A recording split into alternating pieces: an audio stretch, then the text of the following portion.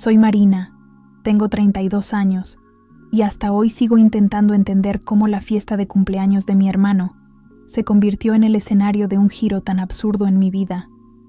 Mi hermano mayor, Daniel, acababa de cumplir 35 años cuando mis propios padres, delante de decenas de familiares e invitados, me exigieron que le entregara mi apartamento, alegando que, como hombre, necesitaba un lugar digno para rehacer su vida. Cuando me negué, mi madre me abofeteó delante de todos y nadie dijo una palabra. Esa noche volví a casa en silencio, con la cara ardiendo y una sensación de ruptura creciendo dentro de mí. Mi apartamento, una propiedad por la que había luchado con mucho esfuerzo en mi carrera como ingeniera de software, se convirtió en el centro de una disputa familiar que puso al descubierto todo lo que había estado sintiendo desde la infancia. Crecí en una casa en Curitiba donde mi hermano siempre fue el niño mimado, el orgullo de mis padres, mientras que yo parecía ser solo un detalle, un error de cálculo, alguien que existía porque había nacido, no porque fuera deseada. Cuando Daniel rompió la ventana de la vecina con una pelota, mi padre se rió y dijo que los niños son así. Cuando sacaba malas notas, mi madre suspiraba con ternura y decía que él era muy creativo para el modelo tradicional de escuela. Yo, en cambio, cuando aparecía con medallas en las Olimpiadas de Matemáticas, solo escuchaba de mi madre un «qué bien, hija», antes de que volviera a ocuparse de las crisis emocionales de mi hermano. No importaba cuánto me esforzara. Metían, apunté al club de robótica, gané una competición estatal, y ellos no fueron porque Daniel tenía un partido de fútbol, aunque se pasó todo el partido en el banquillo. Cuando decidí estudiar informática, me admitieron en varias universidades, con beca, pero opté por una universidad pública de prestigio para no ser una carga para nadie. Aún así, trabajé en 3 empleos para mantenerme: camarera en una cafetería por las mañanas, dependienta en una tienda los fines de semana y operaria de datos por las noches. Mientras tanto, Daniel asistió a 3 universidades privadas diferentes, todas pagadas por nuestros padres, sin terminar ninguna. Dejó la primera porque no se adaptaba a los profesores, la segunda porque la ciudad era muy fría, y la tercera porque quería emprender un negocio. Nuestros padres lo justificaban diciendo que todavía estaba buscando su camino. Cuando me gradué, con honores, asistieron a la ceremonia, pero se marcharon antes de que recibiera el diploma, porque Daniel tenía un problema con las tuberías del apartamento donde vivía, pagado por ellos. Trabajé duro en pequeñas empresas, hasta que me contrató una de las mayores empresas tecnológicas de São Paulo. Pasé años viviendo en un estudio, ahorrando cada centavo, estudiando lenguajes de programación por mi cuenta hasta altas horas de la madrugada y participando en proyectos de código abierto. Cuando conseguí un ascenso importante, utilicé parte del dinero para pagar la entrada de un apartamento de ensueño, un dúplex en el piso 28, con vistas al centro y una zona de ocio completa. Era la primera vez que sentía que algo era realmente mío. Invité a mi familia a conocerlo. Preparé todo con mucho cariño, desde la comida hasta las bebidas favoritas de cada uno. Llegaron tarde e inmediatamente comenzaron a criticar. Mi madre me preguntó si estaba gastando demasiado. Mi padre dijo que esperaba que no hubiera exagerado con el precio, y Daniel recorrió el apartamento como si estuviera haciendo una inspección. Esa noche, cuando mencioné mi ascenso, solo recibí un bien vago. Sin embargo, cuando Daniel contó que estaba pensando en abrir un negocio de venta de zapatillas de edición limitada, todos parecieron más animados. Empecé a darme cuenta de que cuanto más crecía, más molestaba. En cada almuerzo familiar había un comentario velado, una sugerencia de que estaba siendo egoísta por no ayudar más a mi hermano. En Navidad, mi tía me preguntó si no me sentía sola en todo ese espacio para mí sola y sugirió que Daniel se quedara allí un tiempo.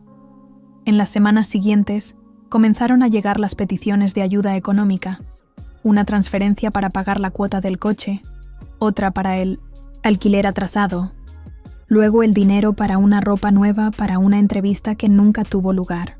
En poco tiempo, ya le había enviado casi 15,000 reales, siempre con la esperanza de que fuera la última vez. Entonces, llegó la tal fiesta de cumpleaños. Llegué puntual, vestida con algo discreto, como siempre hacía para no llamar la atención. Saludé a los invitados. Evité comentarios sobre mi trabajo, pero aún así sentí las miradas críticas. Cuando se entregaron los regalos, el mío, un reloj sofisticado, elegido con cuidado, fue recibido con desdén. Después de la cena, mi padre golpeó una copa con la cuchara y anunció que tenían algo importante que decir. Delante de todos, dijo que Daniel necesitaba un lugar para estabilizarse y que, como yo tenía espacio de sobra, lo más justo era que se mudara a mi apartamento. Mi madre añadió que la familia debía estar por encima de los bienes materiales, y mi tío reforzó que Daniel merecía una oportunidad. Me quedé paralizada. No me lo estaban pidiendo, me lo estaban exigiendo. Cuando me negué diciendo que mi hogar era mi refugio, mi madre cruzó el salón y me dio una bofetada. Nadie reaccionó. Mis primos miraron al suelo. Mis tías se quedaron en silencio. Salí de allí aturdida, llorando de camino a casa, con la cara ardiendo y el corazón destrozado. En casa, me senté en el sofá de mi apartamento y llamé a mi mejor amiga, Rafaela. Al escuchar mi relato, se quedó en shock. Eso no es normal, Mari. Eso es abuso. Por primera vez, consideré esa posibilidad. Al día siguiente, recibí un aluvión de mensajes de mi familia llamándome ingrata, diciendo que tenía que disculparme. Cuando bloqueé los contactos, mis padres aparecieron en el vestíbulo de mi edificio exigiendo subir. Le dije al portero que no los dejara entrar. En el trabajo, Daniel apareció diciendo que era una emergencia familiar. Tuve que pedirle a seguridad que lo sacara. Luego fue a las redes sociales para acusarme de anteponer el dinero a la familia. Los comentarios eran desgarradores. Primos, tíos, incluso amigos de la familia lamentaban mi comportamiento, diciendo que el éxito se me había subido a la cabeza. Decidí buscar ayuda profesional. Volví a mi antigua terapeuta, que fue muy directa. Se trataba de una dinámica familiar abusiva. Empecé a estudiar sobre los hijos que sirven de chivo expiatorio en familias narcisistas, y me vi reflejada en cada página. Instalé cámaras en el apartamento, avisé a la portería de la situación y redacté con mi abogada una carta de notificación prohibiendo a cualquier miembro de mi familia presentarse sin previo aviso. Poco después, recibí una carta absurda de un abogado contratado por ellos diciendo que yo había hecho promesas verbales de alojar a mi hermano, algo que nunca existió. Era un intento desesperado de presionarme legalmente.